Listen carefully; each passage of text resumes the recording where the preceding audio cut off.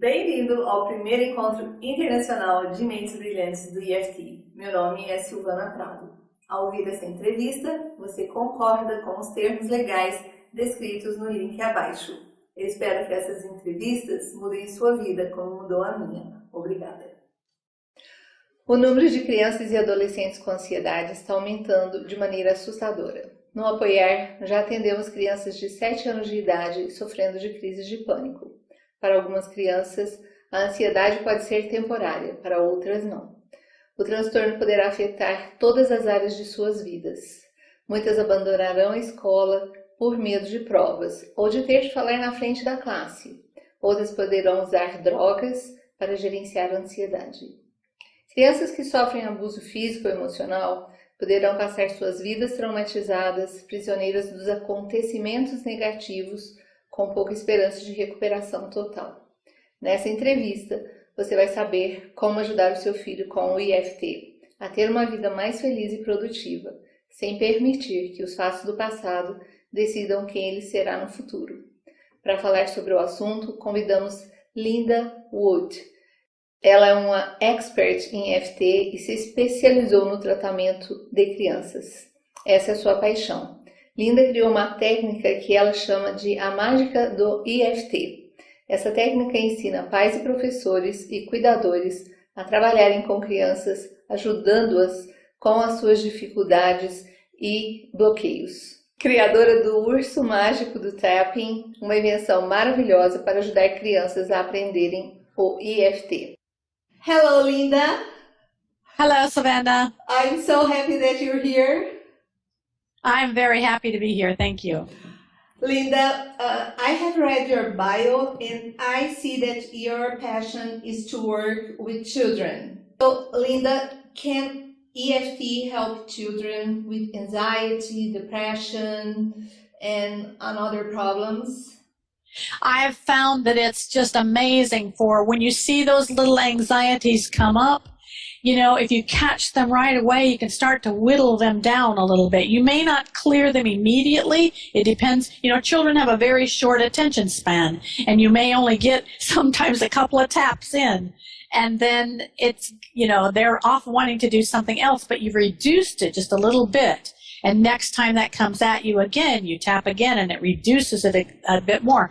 Now, so what we want to do is just reduce that anxiety and that fear and that phobia to where it's, you know, it's so she can have a, I hate to say normal, but, you know, and very quickly. Okay, but then let's say a child was in the friend's house and she was traumatized with something. So you were not there. How would you act then to help this child?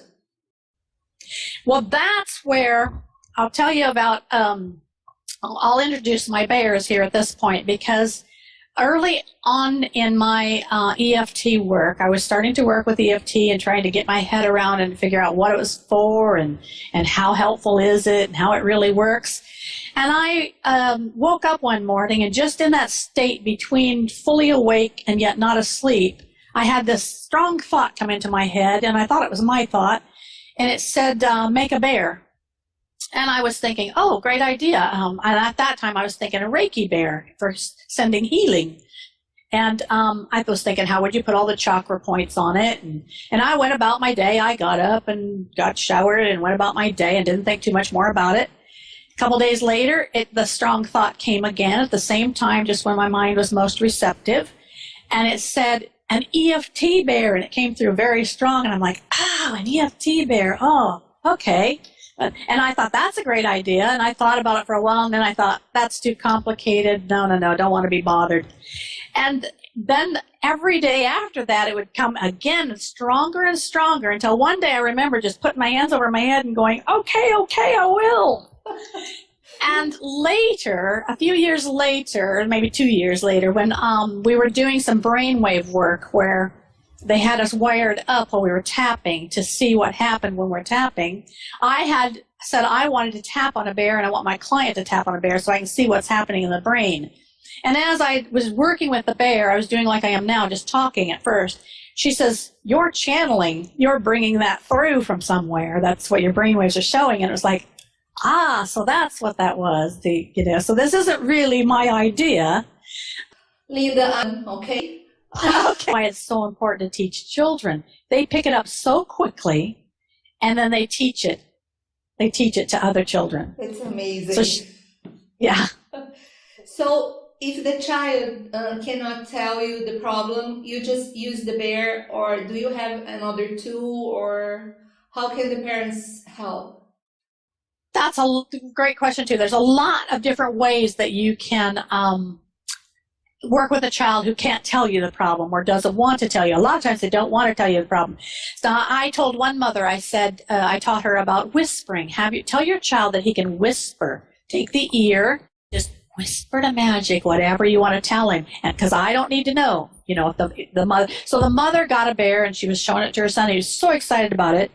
And then he took it upstairs, then brought it back down as if he kind of wanted to say something. She said, would you like to help me? Or would you like me to help you with your tapping? And he said, he was thinking so. And then it dawned on her, he probably doesn't want to tell me what he wants to work on. So she says, you can whisper to him. And he got really excited and he whispered to Magic, and then he brought the bear over and they tapped together.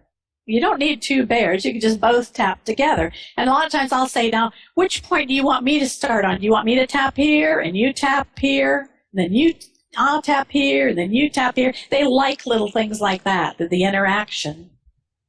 And so telling the bear to whisper to the bear. You are so excited when you're talking about all this. And I want to tap right now because you really love what you do. I guess I do. I got really excited about it. It actually brings tears to my eyes. Okay. Linda, how can parents help their child when they're having problems? That's a good question too, because with very serious problems, I would definitely get some help. If you've got an older child that has very serious problems, or even a younger one, say they from the time of birth, they're having these nightmares, you might need some help with that. However, for a baby, I would go in when the baby's sleeping and stand next to the crib and just tap. How about teachers? How about school? Many children have problems staying at school. They're anxious, and how can the teachers learn and help the students? I wish that it would, and I think it probably is in some areas, and it will more get into schools. But imagine the teacher just being able to calm herself down. Just being able to calm herself down was naturally going to help calm the class down. And I once worked with a teacher, and I asked her, I had a big monkey that I'd made, and I said, can you take this monkey into school with you and tell the kids what it's for? So you're not tapping on the kids, you're tapping on this. And tell them that whenever we have a worry, or whenever we're scared of taking a test, or afraid of speaking out, or whatever our fears are in school, and teach them that they can tap on this monkey. And I said, maybe put the monkey at the front of the room and they know that they can look up there and see where the points are, and then they can tap on their own magic buttons. Teach them that they each have their own magic buttons, and they can look at the monkey and see and just tap on their own buttons when they're feeling an uncomfortable feeling. And even if they don't know what it is, just feel this uncomfortable feeling, where it is in my body. Bring the attention to that feeling until it starts to feel better. That's with surrogate tapping. And that basically is tapping for someone else. Yes, can you explain more about that? Okay, well, we've done a lot of work on this, and there's been a lot of controversy about it. We've talked about this a lot in some of our workshops, about whether this is ethical or not, and whether we should. But I don't think it hurts to send love to people. Yeah, doesn't make sense. No, it's like praying for someone or anything else. And to me, this is very spiritual work. We're working with very, to me, my God and my beliefs are right here working with me, So I don't think we're going against anything here, as long as we don't interfere with their free will. So if you're you want your child to go to a certain college and he's upset about going to that college. You don't say, you're going to go to that college and you're going to feel good about that. That is do not do surrogate tapping. Okay.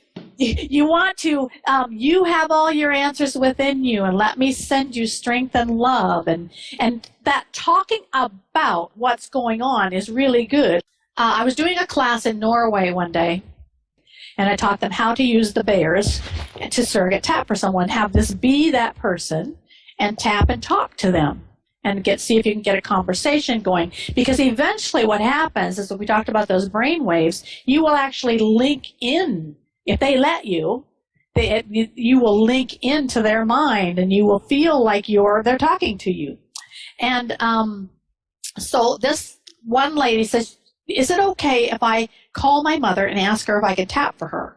So I'm not going to tell her what we're going to tap for, but I'm just going to tap for her. And I said, sure, go ahead and call her. That would be great. It's just because I want to see what happens afterwards. And I said, that would be fantastic. That's a great way to experiment. So she called her mother and said, Mother, would you just lie down and rest for a little bit and just notice what happens? Because she says, I'm going to tap for you, but I'm not going to tell you what for or anything. I just want you to notice what happens. Her mother said, okay, great, the bear. And I've always had these stuffed pretty fully so that you can really get that anger out. Really get that, I'm so angry at you. And it just helps to be able to put it out here and see mother out here. And it isn't really about mother. It's about the anger you're carrying over it. Yes. Because at that time you felt like you had no choice, and you're not looking at the fact that mom was only trying to do what she thought was best for you, and then mom didn't understand. You're not looking at that. It's just all this anger that you're carrying that you're wanting to get out. Another time, there was a gal who just didn't understand what all the fuss was about her diabetes. So, her mother had always been all stressed out about her diabetes. She had developed that as a child. So have the bear be the diabetes, and let's just talk to diabetes. Okay, hello there, diabetes. I'm not too bothered by you. I don't know why my mother's always been so bothered, so upset, and so worried. I wonder why my mother's so worried. And then pretty soon out comes, oh my gosh, something that she didn't realize. And it just helps you be able to set it out here, because when you keep it in here and then try to tap, you start kind of getting things tangled up. And it's not as clear where you're at with it. When you put it out here and say, this is diabetes, or this is my cigarette that I can't seem to let go of you. I don't know why. You have such a hold on me. You have such a hold on me, and I don't know why. I really don't want to have you, but I have to have you. You're killing me, and yet I have to have you. See the difference when you project it out here. And if you're tapping by yourself, it can help you be your own therapist a lot better. Boy who didn't want to go to school. And I had told this lady, I said, get the bear and just start tapping with the bear about magic. Doesn't want to go to school. I don't know why you want to go to school. So she didn't go in and ask the little boy what your problem is. She just went in and talked to the mother and sat down. And then she pulled out her bear and said, she said to the little boy, would you like to help me? I'd instructed her how to do this. Would you like to help me tap for magic? He has a problem. He doesn't want to go to school. The little boy runs over. Yeah. And she says, you don't want to go to school, Magic. I wonder why you don't want to go to school. And then he'll tell you, scared. Oh, of course you're scared. I bet. Are you scared of the other kids? And yeah, scared of the other kids. Scared. And so the little boy will feed her the information. She keeps feeding it to the bear. And then pretty soon the little boy starts dancing around. I can't wait to go to school. I can't wait. And he runs back over and he says, it's okay, Magic. You'll like school too. Now, how awesome is that? And he had no problem going to school then. I think it was his first year of, I don't know, preschool or kindergarten. But he had been so worked up about it. And then she went in there and did that magic in just a short time, half an hour or so. The little boy's ready to go to school. It may not be that magic with everyone. You may have to tap on it again another time, and maybe again another time, but you can go in there and teach the mother how to do that. And keeping it simple is so important. Just actually conversation. Magic has a problem. he doesn't want to go to school. And immediately, and most of the time, the children get, they just get hooked in. Amazing. So, are there some general guidelines to follow when using EFT with children? Would tapping work with teenagers as well as with a child? With teenagers, I really love the teenagers that I've worked with. They just feel like they really feel heard. But they go like, I'm not going to do this. This is stupid. It's kind of funny because they don't. Now, when a parent calls me and asks me if I would work with their child, I will say I want the permission of the child first. And I had a boy recently who was very eager to tap, because he saw how it was helping his mother. But when I got to tapping with him, boys especially, they don't know how to talk about their feelings. They don't recognize their feelings. They don't understand them.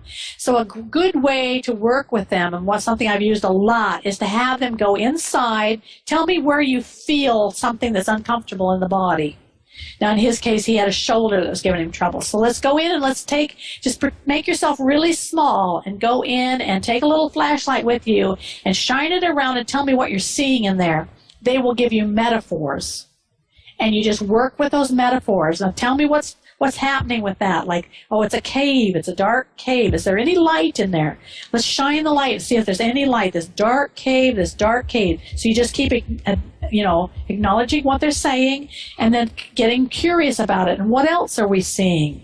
And where else? And it ended up being something about feeling stuck. I brought her. And so I tapped. The mother went away while we tapped. And we tapped into this really good stuff. And it was like, they weren't understanding her. Grandma wasn't understanding her. Grandma had gotten angry at her, and she felt guilty about that. Then her mother had gotten angry because her grandma got angry, and blah, blah, blah, blah, blah. So we went into all that and kind of tried to turn it around, kind of look at it a little differently. And then I said, would you be willing to tap with your mother when mother comes? And she says, yeah, Mom would do it. So by that time, she's trusting you. You've got to get that rapport going where they trust you. And so mother came, and I set them facing each other. I'm sitting in between them, and I'm telling mother if she asks her if she's willing. Yes, she'll do anything. And she's thinking it's all the daughter's fault. And so I said, okay, now these are the rules. She gets to start talking. We're both going to tap. You're going to tap, and you're going to just keep looking at each other. And you're going to tap where the other one's tapping. And then I want her to have 5 minutes to talk. And I want her to be able to say anything she wants to say. You cannot say a word. When she gets done, it's your turn. Well, the mother finally got it, and it was beautiful. A lot of times we'll say, to children, you want to do well in school, you have to go to school, you need to do well so you get out and have a good job and make money and buy this. That just doesn't do it. That's lecturing. But when I said it in this way and helped him kind of see, because remember, as we tap, it's going in on a different level of the mind. So as we tapped and talked about, and someday I could have this. I could go to school and I can learn as much as I can learn. And he was a lot better after that. I haven't heard how he's been lately, but they were at the point, they brought him to me because it was going to be his birthday, and this birthday meant he'd be the age where he'd start getting in trouble with the law. It was going to be very serious, the things he was doing. So we worked a lot on that. And then he got eventually to where he trusted me enough that he wanted to tell me something really secret. And so I said, okay. And he asked his social workers to leave. And I said, just leave, but don't go too far. And I was quite nervous about this. But I have learned to trust who's ever. And I'm constantly asking to please guide me with this tapping. I know it's coming through me, not me. So help me stay out of my way. And so he told me what had happened, and he said, they did this to me. And so I said, no one should ever do that to me. That's private. No one should ever touch me. And I just kind of kept saying what he said, but I would just add in, and no one should ever touch me like that. And that shouldn't be done to me. And I should never touch someone, and they should never touch me. And come to find out later, as I was talking to the social workers, they said he had actually done that to another child. And I think it was very good that he had told me And then I was able to kind of tap in those things like, no one should ever do that to me. And then I should not ever, we have places that are private, you know, and things like this. And it really seemed to kind of help him sort it out in his mind. And all the lecturing that people are telling him you shouldn't do that wasn't working. But the tapping did help. The tapping and saying it in that way that, you know, having it be as if it had been done to him, and which it had been. You know, that's why he had the problem. It had been years ago. And so. Okay, I'm sorry. We have to end our time together. Please leave a message for us. Make EFT easy. Make it simple. Get curious with your child and just play. Thank you, Linda. God bless you. Thank you very much. God bless you too. Bye-bye. Thank you. Bye-bye.